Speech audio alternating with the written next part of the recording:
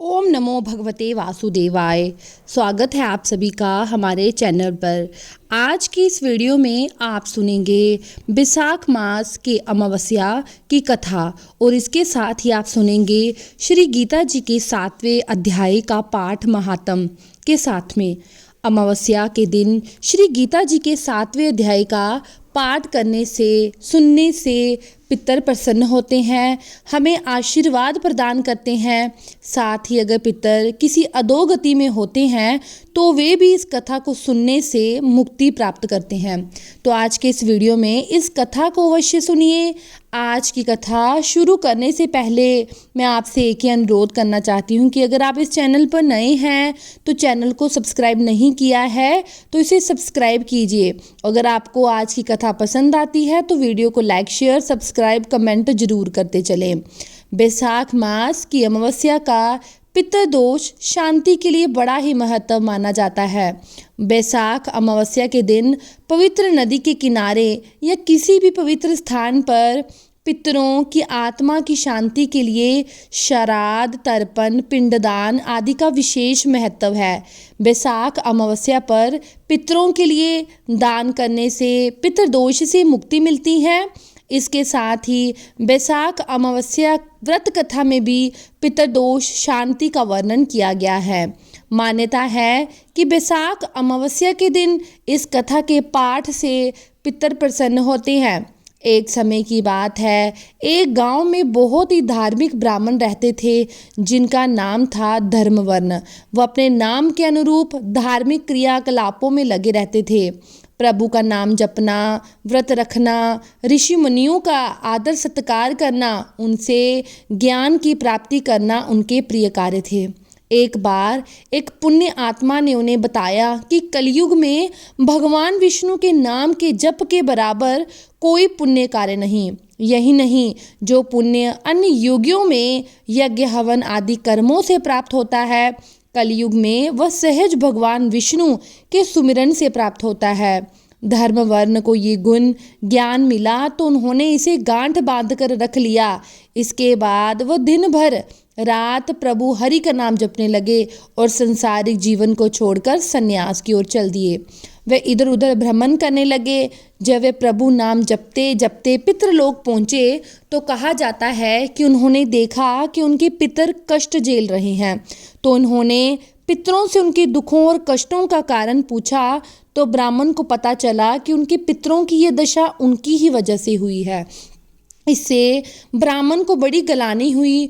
उन्होंने अपने पितरों से इसकी वजह पूछी तो उन्होंने ब्राह्मण को बताया कि तुम्हारे संन्यास की वजह से उनका कोई पिंडदान करने वाला नहीं बचा। इस वजह से उन्हें कष्टों का सामना करना पड़ रहा है। पितरों ने ब्राह्मण से कहा कि हमें इस कष्ट से राहत तभी मिल सकेगी जब तुम दोबारा से गृहस्थ जीवन में प्रवेश करोगे, संतान पैदा करोगे और बैसाख अमावस्या की तिथि पर हमारे पूरे विधि विधान के साथ पिंडदान करोगे। इस पर धर्मवर ने अपने पितरों का वचन दिया कि वह उन्हें कष्टों से अवश्य निकालेंगे। इसके लिए गृहस्थ जीवन की शुरुआत दोबारा करेंगे। इसके बाद धर्मवर ने सन्यासी जीवन को त्याग दिया, फिर से गृहस्थ जीवन में प्रवेश किया। सभी प्रकार के संसारिक रीति रिवाजों को अपनाया। पूरे विधि विधान से अमावस्या तिथि पर अपने पूर्वजों के निर्मित पिंडदान किया। ऐसा करके उन्होंने अपने पितरों को मुक्ति दिलाई। इसलिए बैसाख मास में पड़ने वाली अमावस्या के दिन पितृ पूजन पिंडदान का विशेष महत्व माना जाता है। अब सुनिए गीता जी के 7वें अध्याय। भगवान श्री कृष्ण बोले, हे पार्थ, मुझ में मन लगाकर मेरे ही आश्रित होकर योग अभ्यास करते हुए मेरे स्वरूप का संशय रहित पूर्ण ज्ञान कैसे होगा तो सुनो। विज्ञान के सहित वो पूर्ण ज्ञान मैं तुम्हें सुनाता हूँ, जिसके जानने से तुम इस लोक में और कुछ भी जानना शेष नहीं रहेगा। सहस्त्रों मनुष्यों में से कोई एक सिद्धि प्राप्ति के लिए यत्न करता है। उस यत्न करने वाले सिद्धों में मैं भी कोई विरला ही मुझे ठीक से जान पाता है। पृथ्वी, जल, अग्नि, वायु, आकाश, मन, बुद्धि और अहंकार, ये 8 प्रकार की मेरी प्रकृति है। इस प्रकृति को अपरा अचेतन अर्थात जड़ कहते हैं। हे महाबाहु, इससे दूसरी प्रकृति चेतन है जिसने संपूर्ण जगत को धारण किया है। इन्हीं दोनों प्रकृतियों से सभी प्राण मात्र उत्पन्न होते हैं। ऐसा जानो, ये प्रकृतियां हमसे ही उत्पन्न हुई हैं। इस प्रकार जगत की उत्पत्ति और प्रलय का कारण मैं ही हूँ। हे धनंजय, धागों में जिस प्रकार मणि पिरोई जाती है, उसी भांति ये संसार मुझ में ही गुथा हुआ है, मुझसे परे और कुछ भी नहीं। हे कुंती पुत्र, जल में रस में मैं ही हूँ, चंद्रमा और सूर्य में प्रभा मैं ही हूँ, सभी वेदों में प्रणव मैं ही हूँ, आकाश में शब्द तथा पुरुषों में पौरुष मैं ही हूँ। हे अर्जुन, पृथ्वी में जो सुगंध है तथा अग्नि में जो तेज है वो मैं हूँ। हे पार्थ, संपूर्ण प्राणियों में सनातन बीज रूप मुझको ही जानना। बुद्धिमानों में बुद्धि रूप और तेजस्वियों में तेज मैं ही हूँ। हे अर्जुन, काम और रोग रहित बलवान, पुरुषों में बल और पुरुषों में धर्म के विरुद्ध ना जानने वाला कर्म मैं ही हूँ। जिसने सात्विक रजस तमस पदार्थ हैं, ये सब मुझसे ही उत्पन्न हुए हैं, परंतु मैं उनमें नहीं रहता, ये सब मुझ में है। सत रजतम, ये 3 गुणों के प्रभाव से ये सारा संसार मोहित रहता है। इस कारण ये इससे परे मुझ अव्यय परमात्मा को नहीं जानता। मेरी ये गुणमयी और दिव्य माया अत्यंत दुष्कर है। जो मुझको अनन्य भाव से भजते हैं वे इस माया को पार कर जाते हैं। जो पापी मूढ़ नर अधम माया ने जिनका ज्ञान हर लिया है और आसुरी भाव ग्रहण किए हैं, मुझको नहीं पाते। हे भारत श्रेष्ठ अर्जुन, 4 प्रकार के जीव मुझको भजते हैं, दुखिया, जिज्ञासु, ऐश्वर्य की कामना करने वाला और ज्ञानी। जिनमें मुझे सदा एकाग्रचित और केवल मेरी भक्ति करने वाले ज्ञानी पुरुष श्रेष्ठ लगती हैं, क्योंकि मैं ज्ञानी को अत्यंत प्रिय हूँ और वे मुझको प्रिय है। यद्यपि ये सभी भक्त श्रेष्ठ हैं, तथापि ज्ञानी तो मेरी आत्मा है, क्योंकि वह मुझ में ही मन लगाकर मुझको ही सर्वोत्तम गति मानकर मेरा ही आश्रय ग्रहण करता है। अनेक जन्म में अनंत ज्ञानी मुझे पा लेता है, पर ऐसा महात्मा अत्यंत दुर्लभ है जो सब जगत को वासुदेवमय समझे। अपनी अपनी प्रकृति के नियम के अनुसार मनुष्य भिन्न भिन्न काम वासनाओं के अज्ञान में डूबकर उन फलों की चाहना से अन्य देवताओं के हीन होकर उनकी उपासना करते हैं। हे अर्जुन, जो भक्त श्रद्धा पूर्वक जिन जिन देवताओं का पूजन करना चाहते हैं, उन पुरुषों की उस श्रद्धा को मैं और दृढ़ कर देता हूँ। वह उस श्रद्धा से युक्त होकर उस देवता की आराधना करता है, फिर उसको मेरे ही रचे हुए कर्म फल प्राप्त होते हैं, परंतु उन अल्प बुद्धि वालों का फल नश्वर है। देवताओं की आराधना करने वाले देवताओं को मिलते हैं और भक्त जन मुझ में मिल जाते हैं। मेरे अव्यय अविनाशी अत्यंतम स्वरूप को ना जानकर मध्य बुद्धि लोग मुझे अव्यक्त को व्यक्त देहधारी मानते हैं। मैं योग माया से आच्छित होने के कारण सबको नहीं दिखाई देता, उसी से मूढ़ लोग अनादि तथा अविनाशी मुझको नहीं जानते।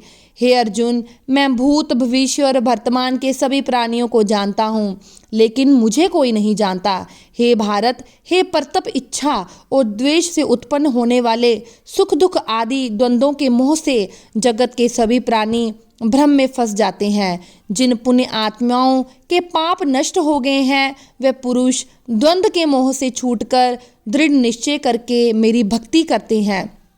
जो मेरा आश्रय लेकर जन्म मरण के दुख दूर करने के अर्थ प्रयत्न करते हैं, वे पुरुष ब्रह्म आत्मज्ञान और संपूर्ण ज्ञान को जानते हैं। जो अधिभूत अधिदेव और अध्यज्ञ इन सब में व्यापक मुझे जान पाते हैं, वे समाधिष्ठ पुरुष मरण काल में मुझको जान पाते हैं। यहाँ पर गीता जी के 7वें अध्याय की कथा का समापन होता है और अब हम सुनते हैं 7वें अध्याय का महात्म। भगवान नारायण बोले, हे लक्ष्मी, अब 7वें अध्याय का महात्म सुनिए। एक पटेल नामक नगर था जिसमें शंकुकन वैश्य रहता था। वह व्यापार करने को नगर के बाहर कहीं परदेश को जा रहा था कि रास्ते में शंकुकन को एक सर्प ने डस लिया, जिससे वो वहीं पर मर गया। तब उसके साथी द्वाह क्रिया करके आगे को पधारे। जब वे लौटकर घर आए तो उसके पुत्र ने पूछा कि मेरा पिता शंकुकर्ण कहाँ है। तब उन व्यापारियों ने कहा कि तेरा पिता तो रास्ते में ही सर्प के डसने से मर गया, तो वहीं पर मृत्यु जब उसको प्राप्त हुआ, ये तेरे पिता का समान है, तो सो तू ले ले। पुत्र ने कहा, जिस सर्प ने मेरे पिता को काटा है मैं उसे मार डालूंगा। और उन व्यापारियों से कहने लगा कि चलो मुझे उस जगह को दिखाओ जहां मेरा पिता शंकुकर्ण मरा था। व्यापारियों ने उसे वहां ले जाकर खड़ा कर दिया। देखा तो वहां एक बहुत बड़ी भामी बनी हुई है। अब उस भामी को वह कुदीले से खोदने लगा। जब भामी का छेद बड़ा हुआ तो वहां से एक सर्प निकला और सर्प बोला, तू कौन है, मेरा घर क्यों खोद रहा है। उस बालक ने कहा, मैं शंकुकर्ण का पुत्र हूँ, जिस सर्प ने मेरे पिता को मारा है मैं उसको मार डालूंगा। तब उस सर्प ने कहा, पुत्र मैं तेरा पिता हूँ, तू मुझे इस अधम देह से छुड़ा और मुझे मत मार, ये मेरा पूर्व जन्म का कोई कर्म था जो मैंने भोग लिया। तब पुत्र ने कहा, पिताजी क्या कोई ऐसा यत्न है जिससे तुम्हारा उद्धार हो। तब उस सर्प ने कहा, पुत्र किसी गीता पाठी ब्राह्मण को घर में बुलाकर श्री गीता जी के 7वें अध्याय का पाठ कराओ, भोजन कराओ, उनकी सेवा करो, उनके आशीर्वाद से मेरा कल्याण होगा। तब उस बालक ने अपने घर पर उस नगर में जितने भी गीता का पाठ करने वाले ब्राह्मण थे उन सबको बुलाकर श्री गीता जी के 7वें अध्याय का पाठ कराया, उनको भोजन करवाया। तब उन ब्राह्मणों ने आशीर्वाद दिया। तब तत्काल वह अधम देह से छूटकर देव देह पाकर विमान पर चढ़कर आकाश मार्ग को जाता हुआ अपने पुत्र को धन्य धन्य कहता हुआ वैकुंठ धाम को चला गया। तो इस प्रकार भगवान नारायण ने श्री गीता जी के 7वें अध्याय की कथा का महत्व माता लक्ष्मी को सुनाया था, जिसको अमावस्या के दिन पढ़ने से सुनने से पितर प्रसन्न होते हैं, मोक्ष को प्राप्त करते हैं। बोलिए श्री लक्ष्मी नारायण की जय।